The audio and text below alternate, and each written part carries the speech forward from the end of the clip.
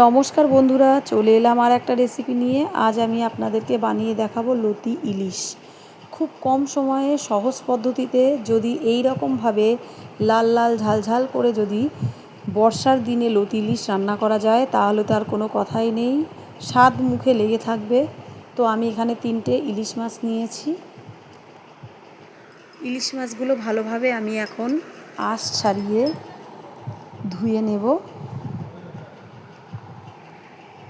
ইলিশ মাছগুলো কিন্তু আমি ধুয়ে তারপর কেটে নেব।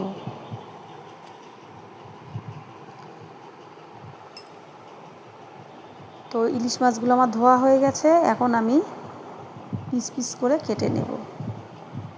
ইলিশ মাছ সবসময় কিন্তু ধুয়ে কাটতে হয়। ইলিশ মাছ কেটে ধুলে কিন্তু এর টেস্ট নষ্ট হয়ে যায়।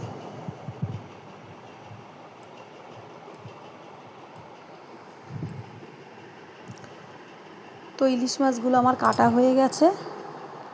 এখন আমি ইলিশ মাছে লবণ আর হলুদ মাখিয়ে নেব। সব ইলিশ মাছগুলো কিন্তু আমি একদিনেই রান্না করব না, কয়েক পিস রেখে দিয়েছি, আমি কালকে রান্না করব সেই জন্য। তো ভালোভাবে এখন আমি লবণ হলুদ মাখিয়ে নিয়েছি। কড়াইতে দিয়ে দিচ্ছি সর্ষের তেল। তেলটা গরম হয়ে গেছে, এখন আমি এক এক করে ইলিশ মাছগুলো ভেজে নেব। রান্নাটা কিন্তু আমি সর্ষের তেলেই করব, আপনারা চাইলে সাদা তেলেও রান্না করতে পারেন। তো ইলিশ মাছগুলো আমার ভাজা হয়ে গেছে, এখন আমি একটা থালার মধ্যে তুলে নিচ্ছি। ইলিশ মাছের লেজাগুলো আমি একটু কেটে কেটে দিয়েছি যাতে লবণ আর ঝাল ঢোকে, তাহলে খেতেও ভালো লাগবে।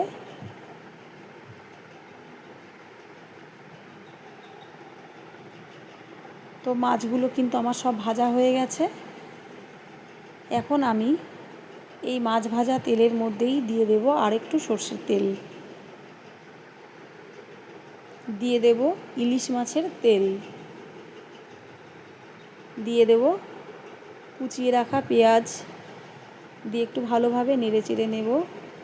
পেঁয়াজটা একটু লালচে লালচে হয়ে আসলে আর কি ভাজা ভাজা হয়ে আসলে দিয়ে দেব কেটে রাখা লতি।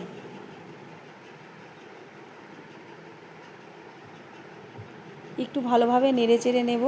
এরপর দিয়ে দেব স্বাদ মতো লবণ, দিয়ে দেব পরিমাণ মতো হলুদ। একটু ভালোভাবে মিশিয়ে নেব। এরপর দিয়ে দেব বেটে রাখা শুকনো আর কাঁচা লঙ্কা বাটা, দিয়ে দেব কালারের জন্য কাশ্মীরি লঙ্কার গুঁড়ো, দিয়ে ভালোভাবে একটু কষিয়ে নেব।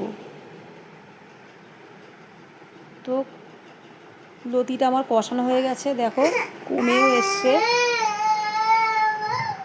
তো ভালোভাবে আমার কষানো হয়ে গেছে, এরপর দিয়ে দিয়েছি জল। জলটা কিন্তু আমি অল্প পরিমাণে দিয়েছি। এরপর দিয়ে দেব ভেজে রাখা মাছ।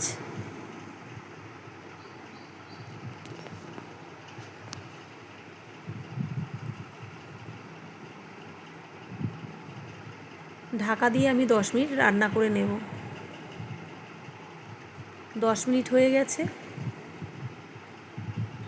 লতি ইলিশও আমার রেডি হয়ে গেছে, দেখুন কত সুন্দর হয়েছে। এখন আমি নামিয়ে নেব।